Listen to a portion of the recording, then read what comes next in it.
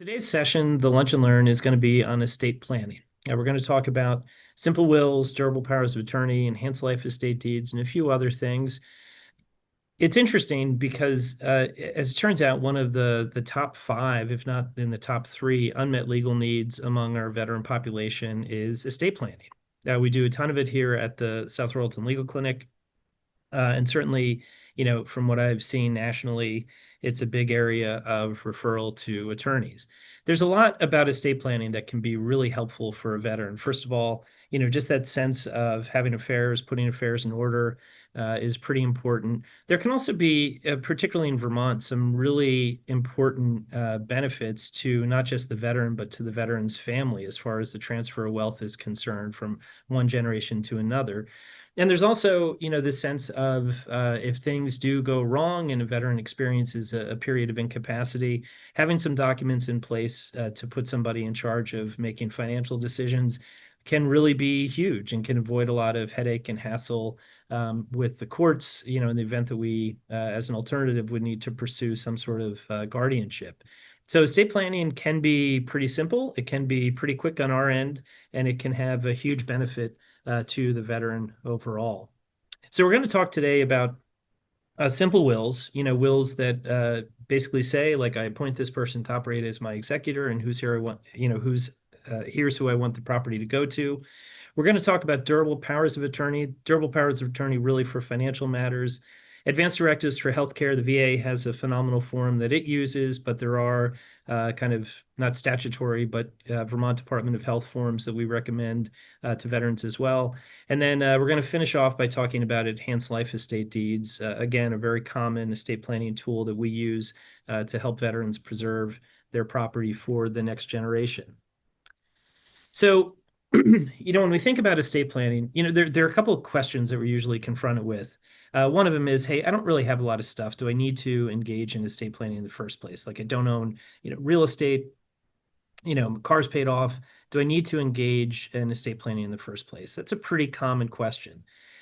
Estate planning generally is, it's really a question of understanding what you have and understanding who you want that stuff to go to, and then who you really want to manage your affairs once you've passed. Um, when we think about some of the common reasons that people engage in estate planning, really, my philosophy is there really is no estate that's too small. In fact, somebody who might be confronting their own mortality through terminal illness or things of that nature, sometimes estate planning is a way to just provide some final, peace of mind, knowing that you've taken the steps to, potentially make things easier for the folks that you're leaving behind. So even when, the estate is very modest and there's not a lot of property to transfer, just that simple act of putting it in writing can be really, really significant and very impactful. Some of the reasons that people engage in estate planning, there could be a change in circumstances, right? There may have been a marriage and now the marriage has dissolved and maybe we need to redo the wills because of that. There might be minor children, and you want to make sure that, guardians are identified for the minor children. There could be, you acquire new property that you hadn't owned at the time you did your last will. So there are a lot of reasons that people would engage in estate planning in the first place. When we think about creating a will, there's some really basic statutory elements that we have to meet. First of all, you have to be 18 years of age of older. Um, One of the big questions we ask a veteran when we're doing estate planning is, do you understand the nature of your bounty? And the nature of the bounty is really, do you understand what stuff you have? What kind of, possessions you have? Where is that property located? How is it titled if a title is involved? Who else may have an ownership interest or a stake in it? Do you understand the second question? Do you understand who would naturally inherit? And what we mean by that is if somebody passed away without a will, and we'll talk about it in just a minute, if somebody passed away without a will, there are laws that dictate, how that property passes to heirs at law. And then do you understand if it's not going to be left up to our laws of intestacy, as we call it? Do you understand who you want the property to go to? So, if you have, maybe a brother or a sister that you want to, in addition to your kids, let's say, that you want to give property to, do you understand who you want that to go to? One of the big requirements in Vermont is that it does have to be in writing. We do have guidelines in terms of what makes an official will. It has to be signed, obviously, by the testator, the person making the will, and it has to be witnessed by two people. We do have a way to do what we call a self-proving affidavit. We'll talk about that in just a little bit.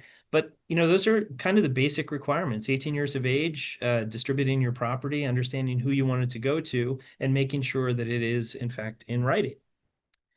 So again, we kind of focus on these three simple questions, and this is almost, estate planning in a nutshell. Is what do you have? What kind of property do you have? And we'll talk about the different kinds of property. To whom do you want it to go? Who, if you at the time of your passing, who do you want that property to end up in the hands of? And who do you want to be in charge? And really, the who do you want to be in charge is who do you want to serve as the executor of your estate? Those are really the three. If we had to conduct an estate planning intake right now to assist somebody with a will, a simple will, those are exactly the questions that we'd start off by asking. And that's, when you're meeting with veterans and, maybe talking about some of these issues, that blueprint right there is the basic, estate planning intro kind of question. What kind of stuff do you have? And really, it's a more complicated answer, of course. But what we're getting to is, are we talking, personal property? Are we talking real estate? Are we talking investment accounts and things of that nature? So it's important that the veteran understand, the nature of their bounty, so to speak. And then it's important that they understand who they want that property to go to. And then finally, the last consideration is, when the time comes, who do you want to manage that estate on your behalf?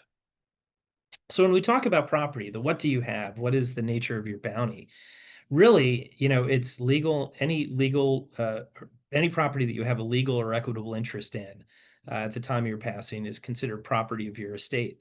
It's going to be interest in real property. It could be the primary residence, it could be a camp, it could be a timeshare, right? So whatever kind of real property the debtor or the decedent, rather, or testator, I should say, has an interest in, that's property that we want to make sure we're accounting for.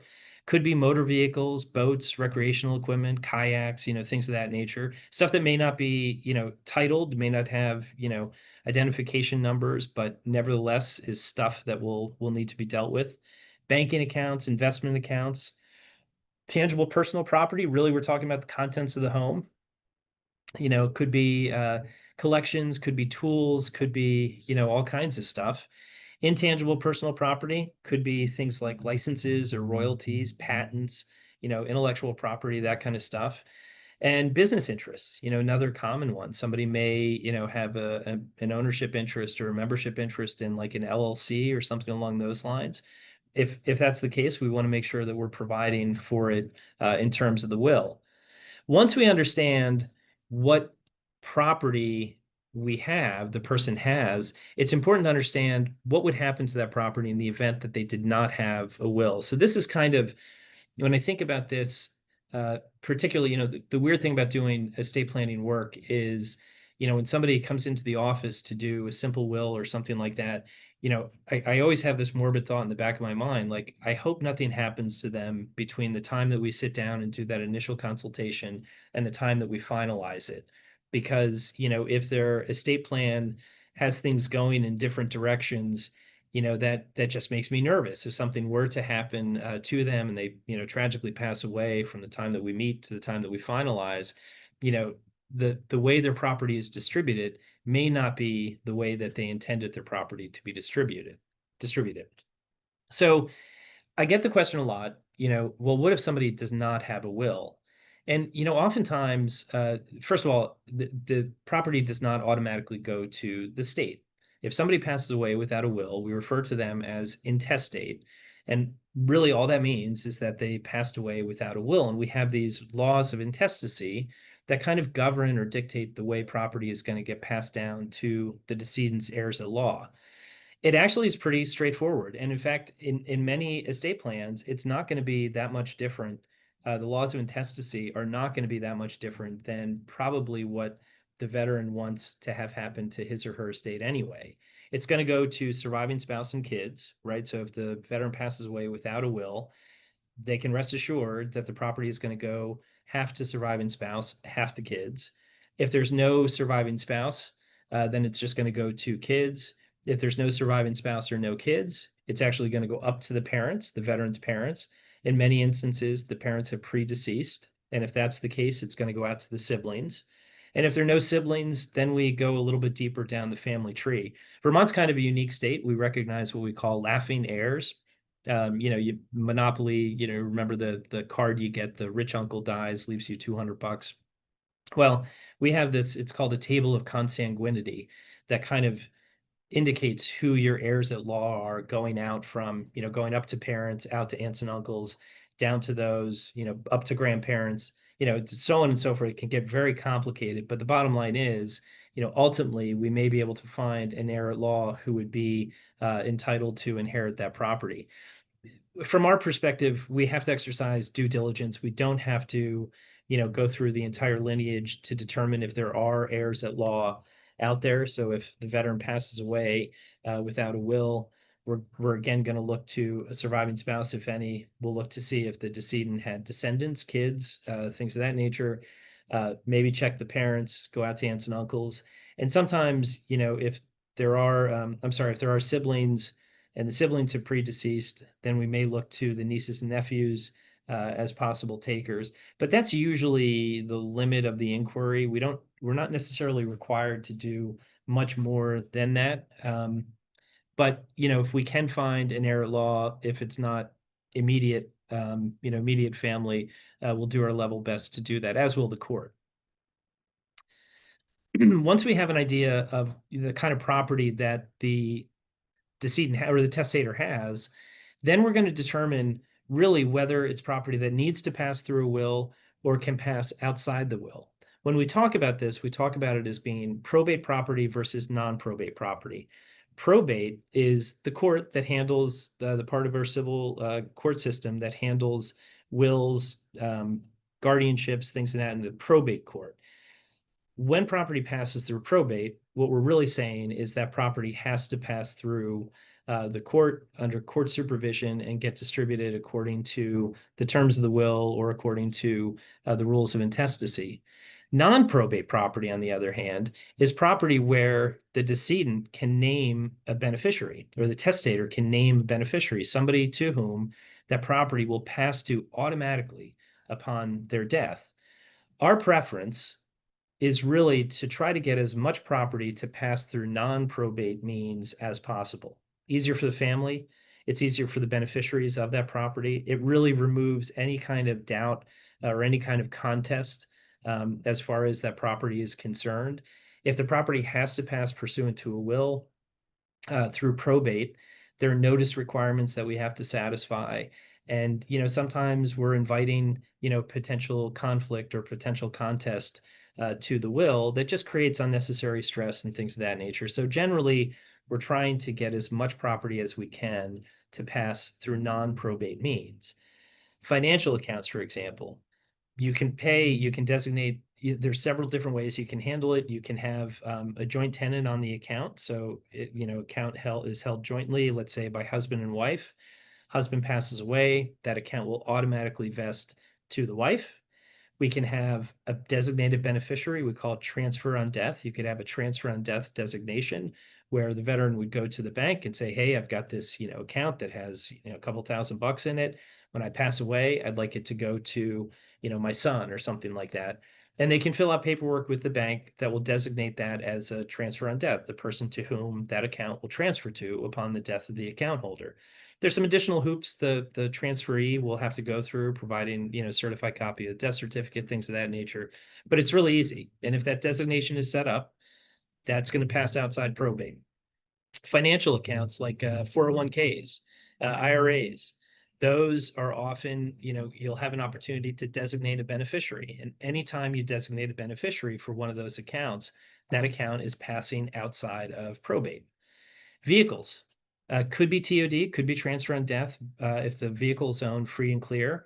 The Department of Motor Vehicles in Vermont has a form that the veteran can complete, send in the title and a check for, I think it's $35, and the title will be reissued indicating who the veteran wants that vehicle to transfer to upon their demise.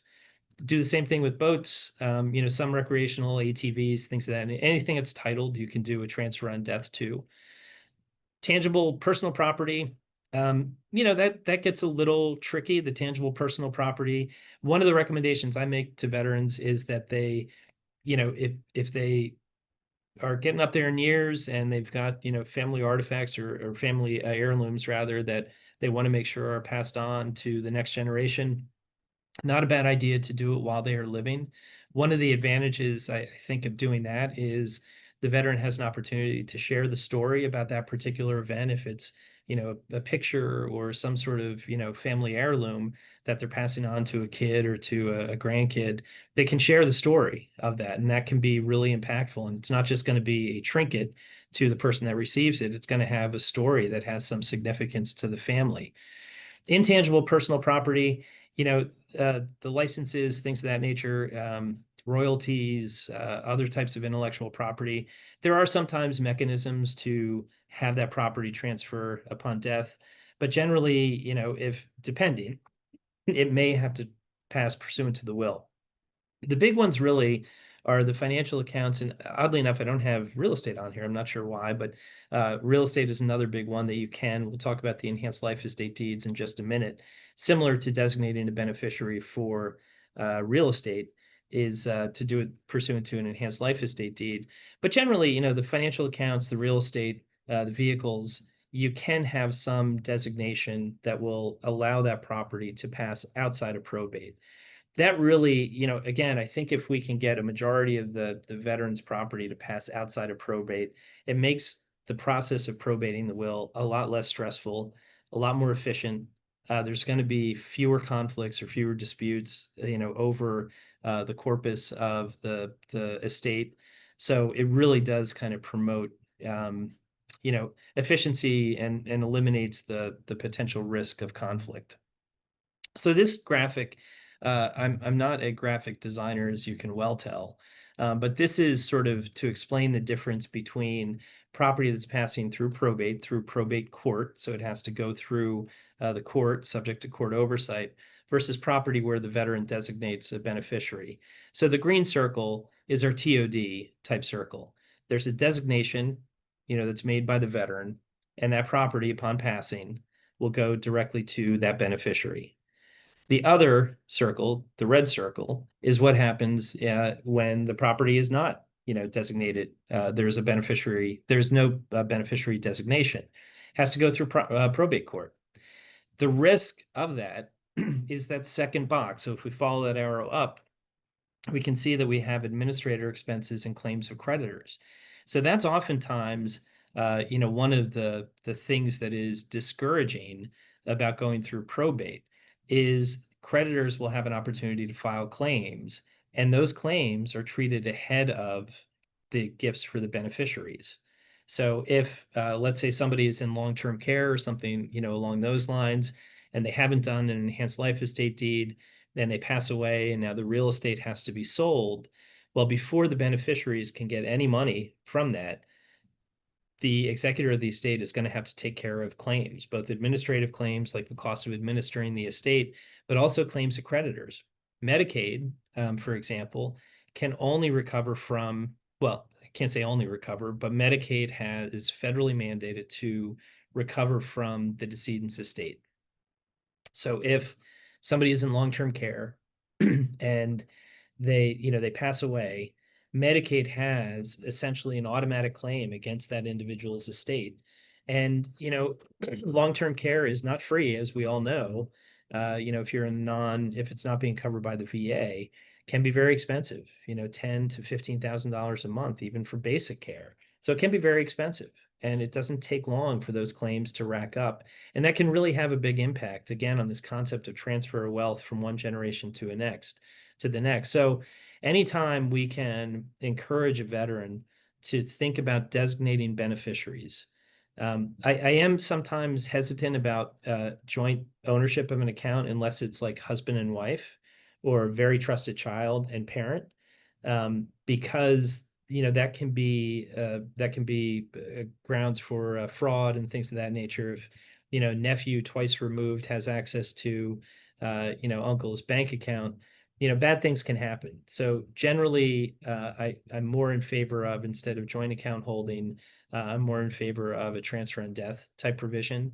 But there may be perfectly valid reasons for having the account being jointly held. If it's not husband, wife, if it's parent, child, or things of that nature.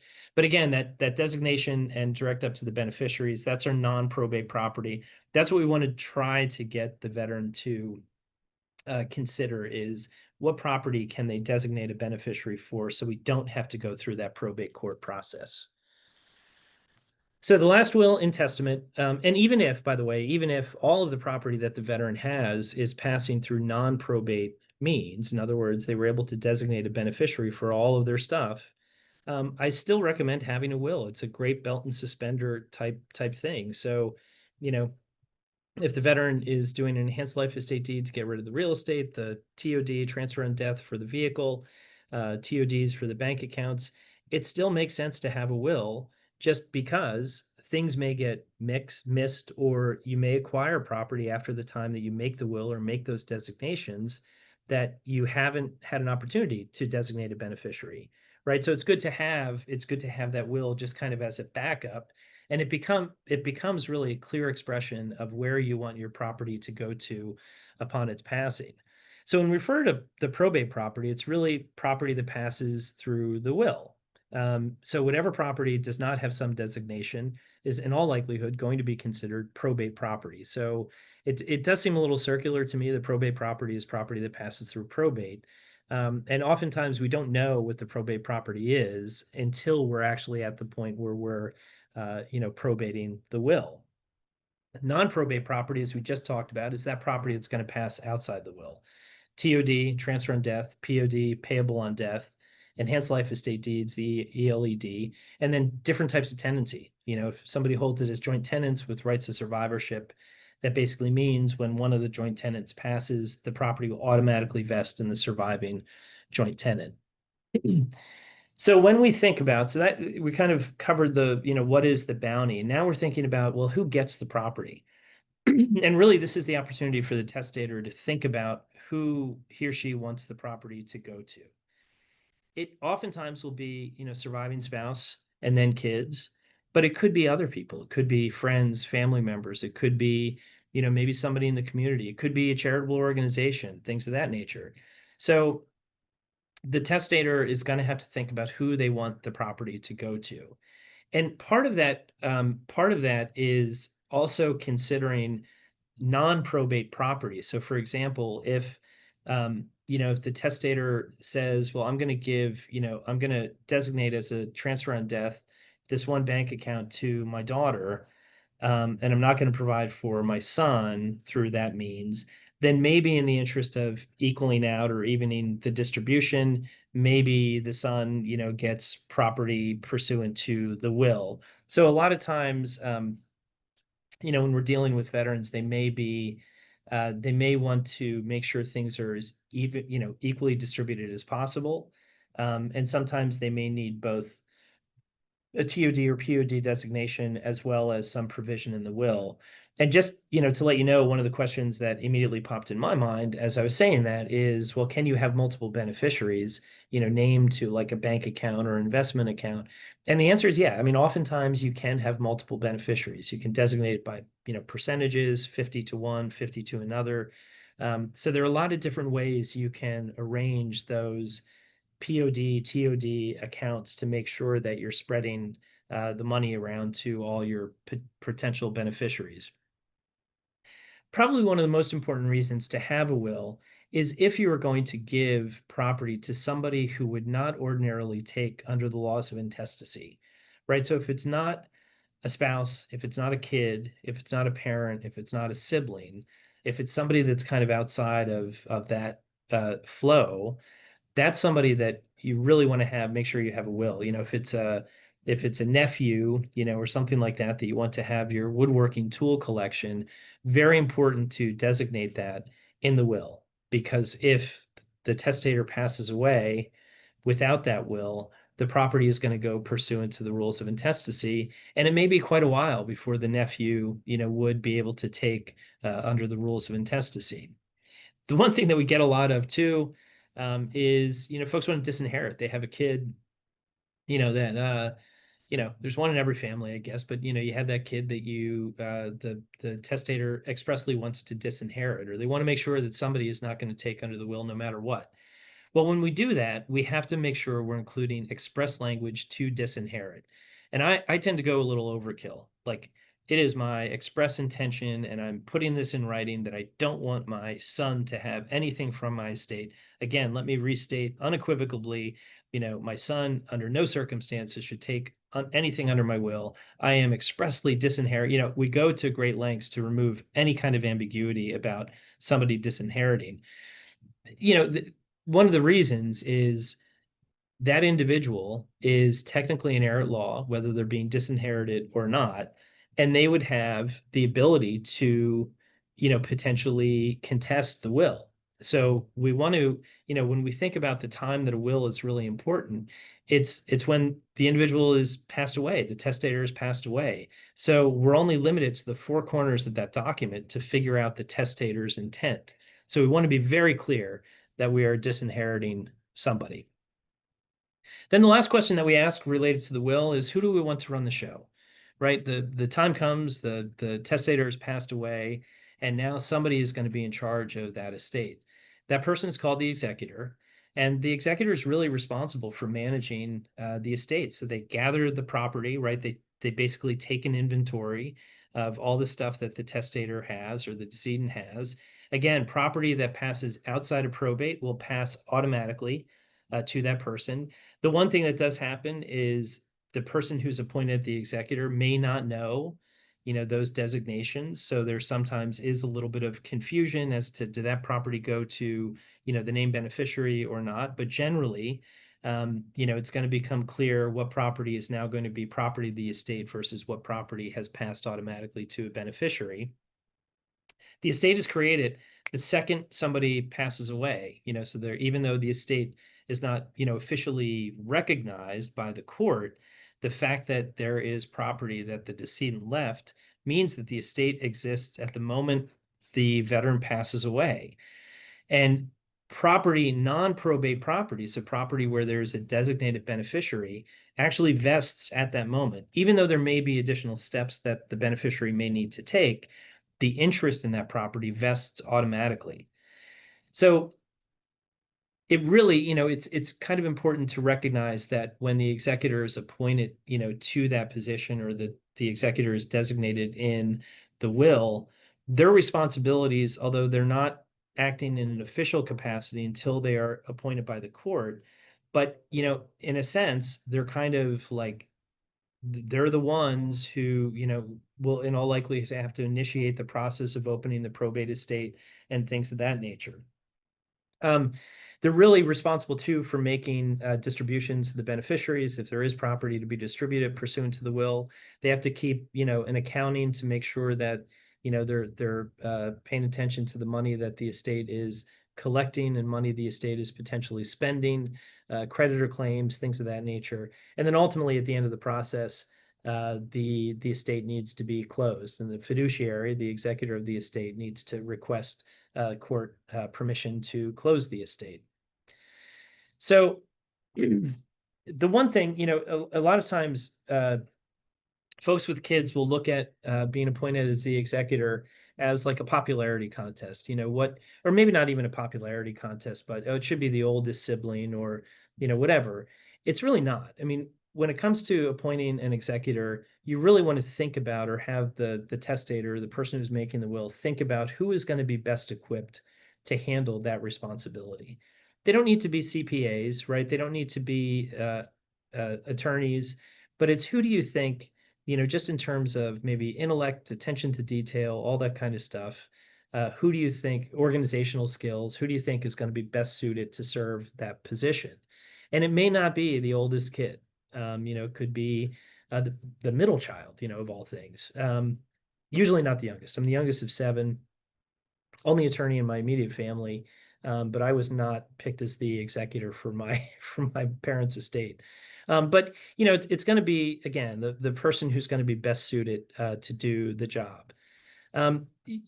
The executor may need to hire an attorney, right? Sometimes the estates can be a little complicated. There are a lot of moving parts. They may need to hire an attorney. And really, when you're appointing the executor, you want to give some thought to, hey, is this person that I'm picking as the executor, are they good with that idea of asking for help or, knowing when they might be a little in over their head?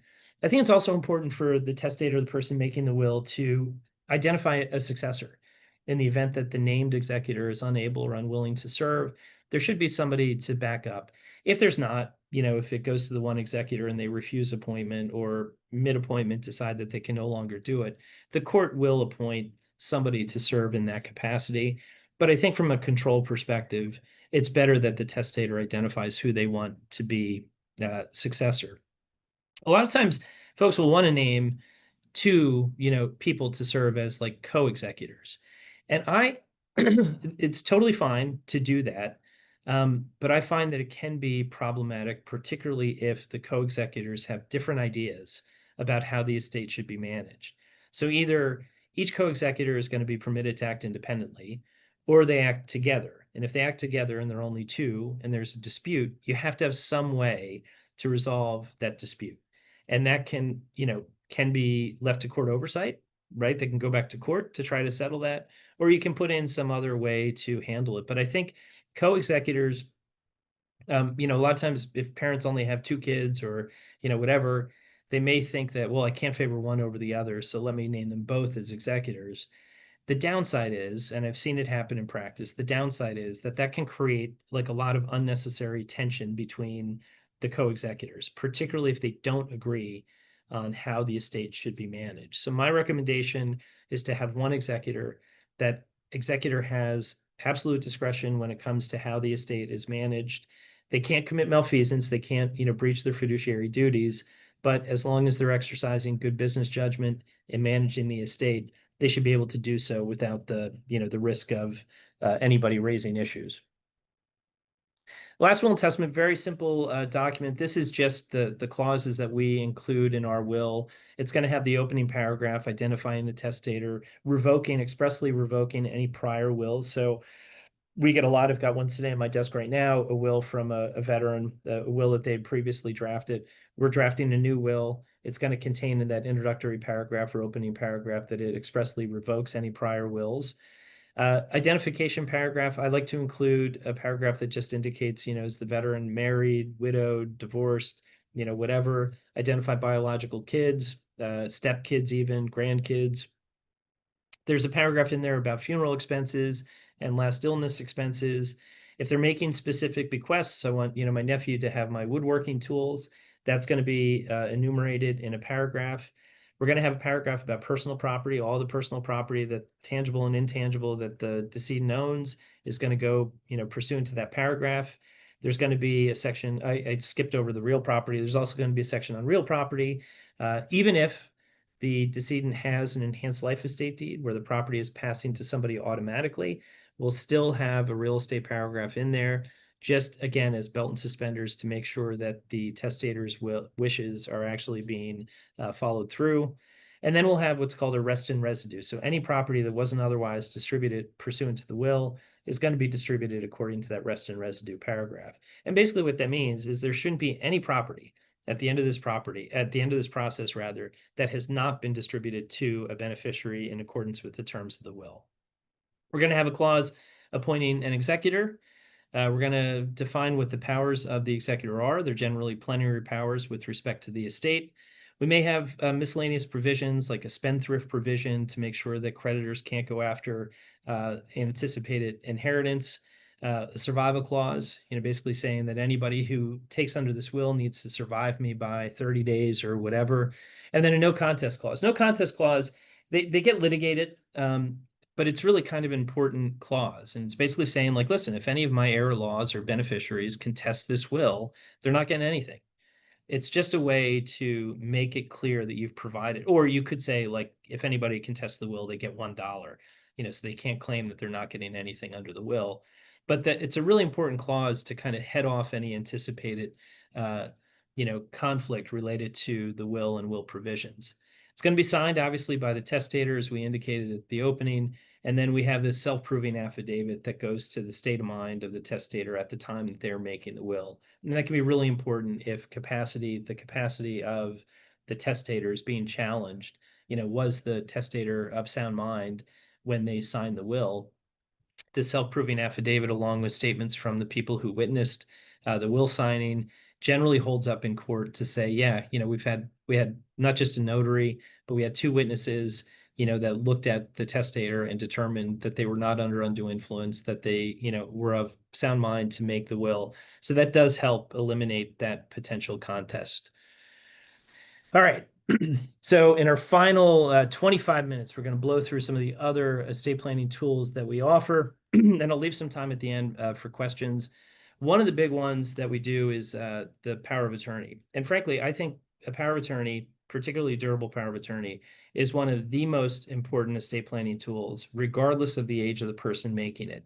Because what it does is allow somebody to act in your stead related to financial matters if you are unable to act on your own, right? So if you think about even as a young person, somebody in their 20s, where the parents no longer can get into bank accounts and things of that nature, if you think about if something happens, you go into a coma from a ski accident or something along those lines, uh, without a financial power of attorney and somebody appointed to act on your behalf, you may have some difficulty in paying rent, making car payments, managing affairs and things of that nature. So a durable power of attorney is really one of those estate planning tools that is timeless, in the sense that, maybe as a young person, when you don't have a lot of stuff, you're thinking that you may not need a will. But you definitely need a durable power of attorney. You need to appoint somebody to act on your behalf in the event that you're unable to act on your behalf. There are kind of two approaches. There is a statutory power of attorney, a durable power of attorney. Uh, the power grant can be pretty broad. Think of everything you do related to your personal finances. When you are appointing somebody to act as your agent, you're giving them the authority, generally, to do everything that you could do with respect to your finances. You can limit it, right? You can have provisions that say, I don't want them to be able to open bank accounts on my behalf, or I don't want them to sell real estate on my behalf. But generally, it's kind of the default setting. The power of attorney is going to be fairly broad, encompass a lot of different powers that you, as the person making the power of attorney, would have with respect to your finances. They can also be limited. We do this a lot of times in the real estate world, where an attorney like myself might get appointed to act as your agent in a real estate closing because you're going to be out of state or whatever. Those are limited powers of attorney. They're limited to that specific transaction and nothing more. So if I am acting as an agent under a limited power of attorney, I can only act related to that specific purpose that the power of attorney was created for.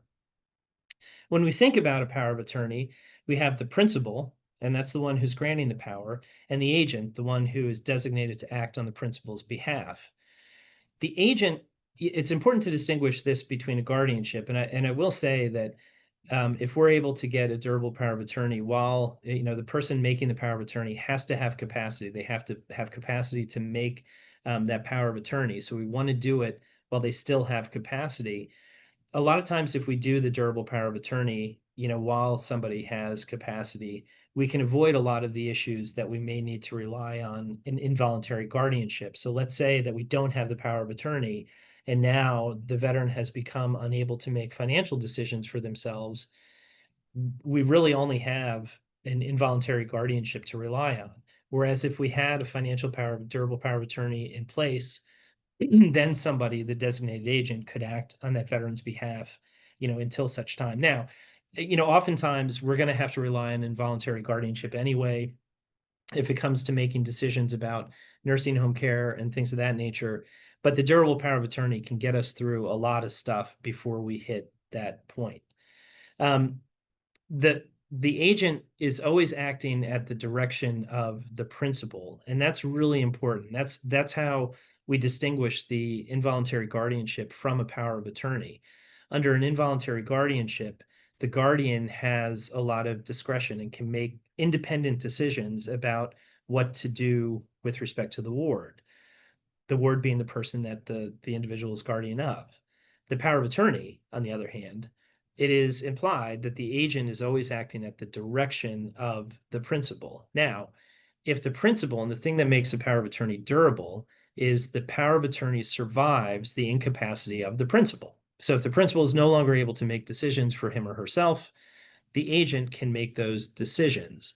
But they have to, the kind of backstop is that the decisions that they make always have to be consistent with the decisions that the principal would make if they were able to make those decisions. So in other words, that direction, that idea of the agent acting at the direction of the principal kind of survives the incapacity of the principal, in that the agent has to act in a manner that they believe is consistent with how the principal would act. It can get a little confusing, and there certainly are instances where the agent may exercise discretion, but kind of baked into the power of attorney is this idea that, if the principal were always going to act in their best interest, so too will the agent act in the best interest of the principal, even when the principal no longer has capacity to do so. When we're doing the durable power of attorney, again, it's this idea that it survives incapacity. When we're drafting them of attorney to begin immediately. And I really do that more so out of convenience sake, because the power of attorney, particularly the ones that we use, are pretty broad and can cover things like a real estate transaction. There's a clause in there that allows the agent to convey property on behalf of the principal. And that may be, if we were waiting for a triggering event, that would limit the use of the power of attorney for like everyday things. If the principal happens to be on vacation, and out of the country or something like that, and they've got a real estate closing coming up, the agent named under that power of attorney would be able to complete the transaction for the principal. If we made the power of attorney effective only upon the incapacity of the principal, well, that limits, the flexibility or the usability of that instrument. So I like to have them begin immediately, but it can be upon some triggering event. Again, upon, finding that the principal lacks capacity to make decisions for themselves. The one thing that's really important, I get this a lot, not necessarily a lot of questions, but a lot of people who, are aware of estate planning documents that a loved one has. The power of attorney is only effective while the principal is alive. As soon as the principal passes away, the power of attorney ceases. The agent no longer has any authority to act. And it makes sense, because the agent needs to act at the direction of the principal. And even though it survives incapacity, death is not, death is not really incapacity. Death is the direct, I mean, it is incapacity, but the principal is no longer able to provide direction, or the agent is no longer able to infer what the direction of the principal might be, because they're no longer with us. So that's very important to note, that it terminates upon death, and really that agent following the death of the principal has no authority whatsoever with respect to the decedent's property or financial decisions. One thing is, we really want to make sure that the principal understands the nature of the grant. It has to be somebody that they implicitly trust. Oftentimes when it's spouses, we're going to do it as mirrors, right? So husband is going to be the agent for wife, wife is going to be the husband for husband. It's usually the case, but then when it comes to successor, we may be looking at a child or something along those lines.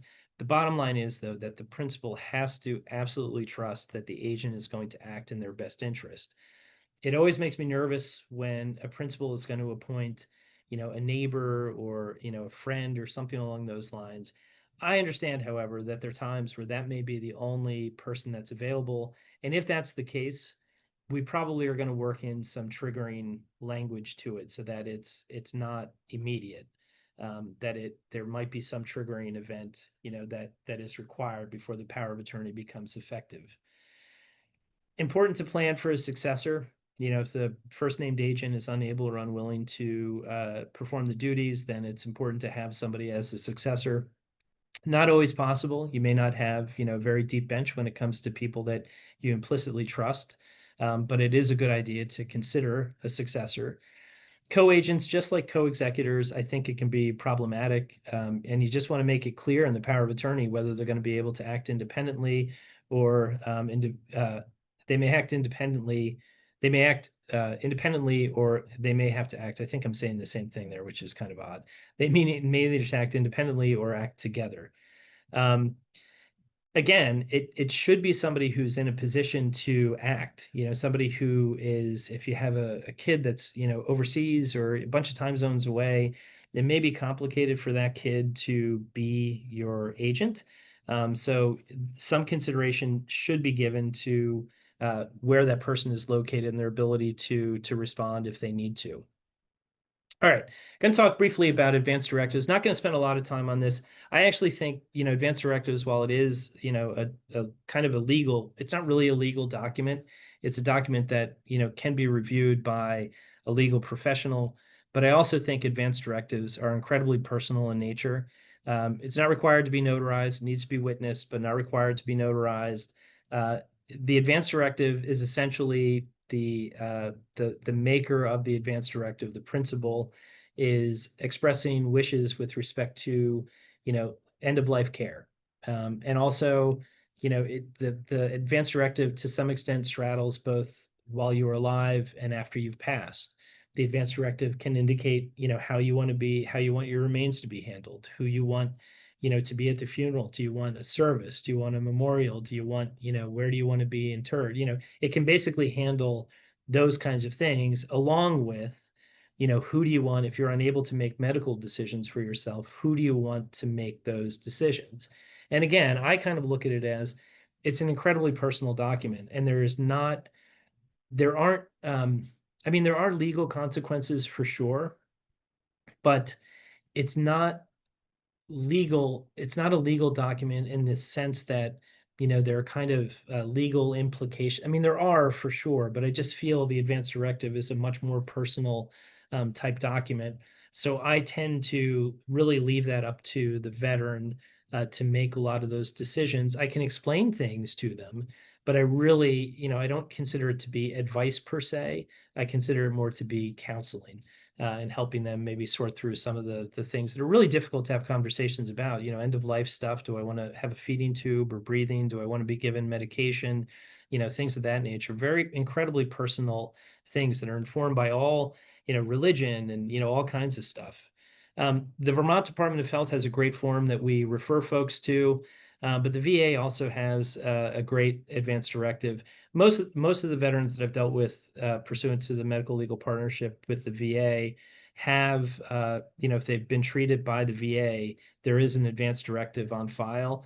What sometimes happens, though, particularly with a married couple, is the veteran, spouse may have an advanced directive, but the non-veteran spouse may not. In which case we would refer them to the Department of Health Advanced Directives. That website, by the way, will post the slide deck after this presentation.